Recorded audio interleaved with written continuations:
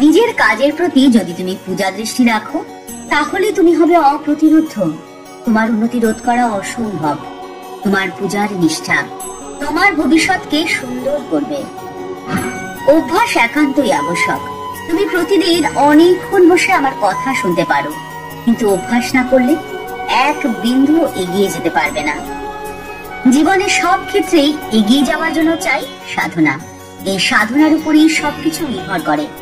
প্রত্যক্ষ অনুভূতির প্রয়োজন, না হলে সঠিকভাবে তত্ত্ব বোঝা যায় না। কেবল ব্যাখ্যা ও মতবাদ শুনলেই হবে না, দরকার সাধনা আর অভ্যাসের।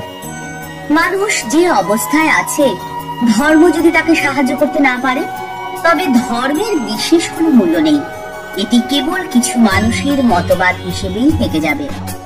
ধর্মের সাহায্যে যদি মানব জাতির কল্যাণ করতে হয়, তাহলে ধর্মকে এমন হতে হবে যেন মানুষ যেখানে যে অবস্থাতে আছে সেখানেই তার সাহায্য পেতে পারে।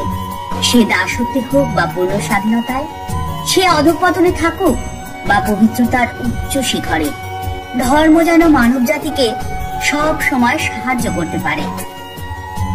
ধার্মিক কে? যিনি বারবার পড়ে গিয়েও বিচলিত হন না, আবার ঘুরে দাঁড়াতে পারেন, তিনি সত্যিকারের ধার্মিক। কেউ ধার্মিক না অধার্মিক তা বোঝার খুব সহজ উপায় রয়েছে। তোমাকে দেখতে হবে সেই মানুষটি কতটা নিঃস্বার্থ। যে ব্যক্তি অধিক নিঃস্বার্থ, সেই অধিক ধার্মিক। মানুষের জীবনের চরম লক্ষ্য হলো মুক্তি লাভ, আর এই মুক্তি লাভ করা যায় কেবল পূর্ণ নিঃস্বার্থপরতার থেকেই। প্রত্যেকটি স্বার্থশূন্য কাজ, প্রত্যেকটি নিঃস্বার্থ চিন্তা, প্রত্যেকটি নিঃস্বার্থ বাক্য আমাদের নিয়ে যায় সেই আদর্শের দিকেই। তোমাদের উপাসনা করতে হবে শুদ্ধ চিত্ত হয়ে এবং অপরের কল্যাণ করে। নিজের মনকে সব সময় ঈশ্বর চিন্তায় নিমগ্ন করে রাখবে। তোমার মনে যদি সদা সর্বদা ঈশ্বরের আবাস হয়, তবে তোমার আর ভয় কিসের? তোমার অমঙ্গল করবে, তোমার অনিষ্ট করবে এমন সাথী কার হবে?